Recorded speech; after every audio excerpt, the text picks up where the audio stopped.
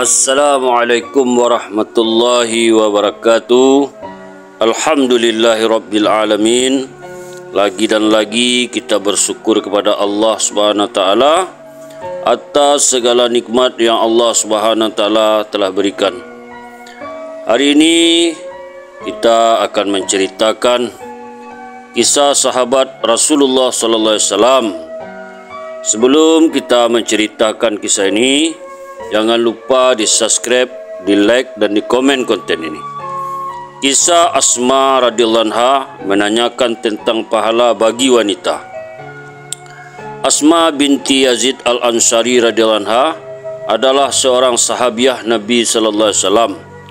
Pada suatu hari ia datang menghadap Rasulullah SAW dan berkata, "Wahai Rasulullah, aku datang ke sini sebagai utusan dari kaum wanita.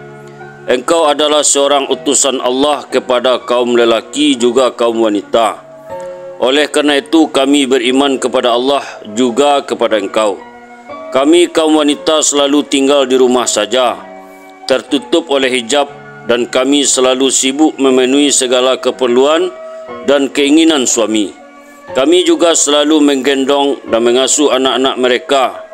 Sedangkan kaum lelaki selalu sibuk dengan pekerjaan-pekerjaan yang mendatangkan pahala bagi mereka. Mereka dapat melaksanakan solat 5 waktu secara berjamaah di masjid dan juga solat Jumat.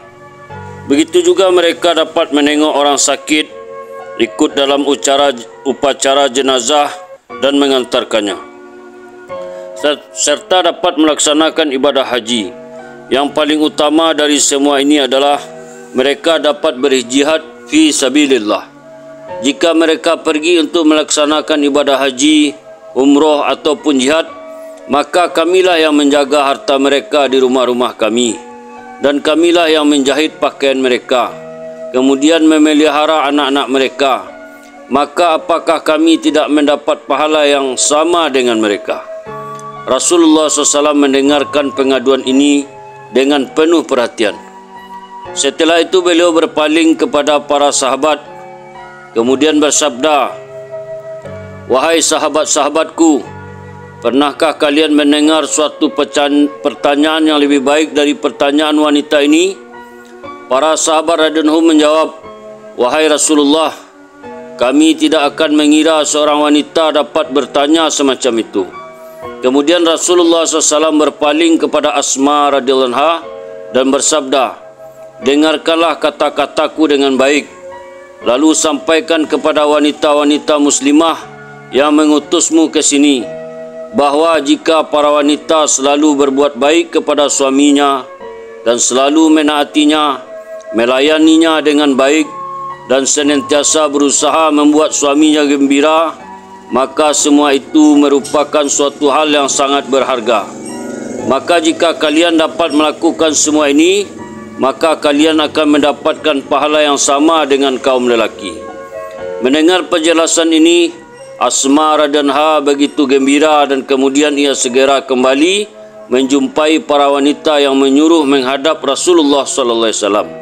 Hikmah: seandainya para wanita dapat bergaul dengan suaminya secara baik dan senantiasa menaati dan menyenangkan suaminya, maka ini adalah suatu kebaikan yang sangat besar. Tetapi pada zaman sekarang, jarang ada wanita yang dapat melakukan hal seperti itu. Pada suatu ketika, para sahabat menghadiri majlis Rasulullah SAW dan mereka bertanya kepada beliau sallallahu alaihi wasallam, "Wahai Rasulullah, kami melihat orang-orang di luar bangsa Arab begitu menghormati raja-raja dan pemimpin mereka dengan bersujud, padahal engkau lebih pantas dihormati seperti itu." Rasulullah SAW melarang para sahabat berlaku demikian. Kemudian beliau bersabda, "Seandainya seseorang diperbolehkan bersujud kepada selain Allah, niscaya aku akan memerintahkan wanita bersujud di hadapan suaminya." Pada kesempatan lain Rasulullah SAW bersabda, "Demi Allah yang nyawaku ada dalam genggamannya, seorang istri tidak dapat memenuhi hak-hak Allah sebelum ia dapat menunaikan hak-hak suaminya."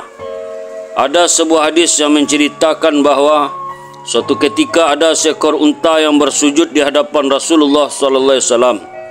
Para sahabat radhiyallahu anhu berkata, "Jika binatang ini saja bersujud kepada Rasulullah SAW, maka kami lebih pantas untuk bersujud di hadapan Rasulullah SAW." Kemudian Rasulullah SAW bersabda, "Seandainya seseorang diperbolehkan bersujud kepada selain Allah, pasti aku akan memerintahkan wanita bersujud kepada suaminya." Dalam hadis lain beliau sallallahu alaihi wasallam bersabda, "Jika seorang wanita meninggal dunia dan suaminya ridha kepadanya, niscaya dia akan masuk surga." Suatu hadis lagi menyebutkan bahawa Rasulullah SAW bersabda, "Jika seorang wanita marah kepada suaminya dan berpisah tidur pada malam harinya, maka para malaikat akan melaknat wanita itu hingga pagi hari." Dalam riwayat lain Rasulullah SAW bersabda, "Ada dua golongan manusia yang solatnya tidak akan diterima dan tidak akan diangkat ke langit walaupun sekadar melebihi kepala mereka. Pertama, seorang hamba sahaya yang lari dari tuannya. Kedua, seorang istri yang durhaka kepada suaminya." Dalam hadis lain Rasulullah SAW bersabda, "Keridaan Allah tergantung kepada keridaan suami, dan kemurkaan Allah tergantung kepada kemurkaan suami." Alhamdulillah, itulah satu buah kisah tentang sahabat Rasulullah SAW. Semoga menjadi pengalaman, pelajaran berharga bagi kita. Kita tutup dengan doa. Subhanallah wa bihamdihi, subhanallah wa bihamdika, asyhadu an la ilaha illa anta astaghfiruka wa atubu ilaik.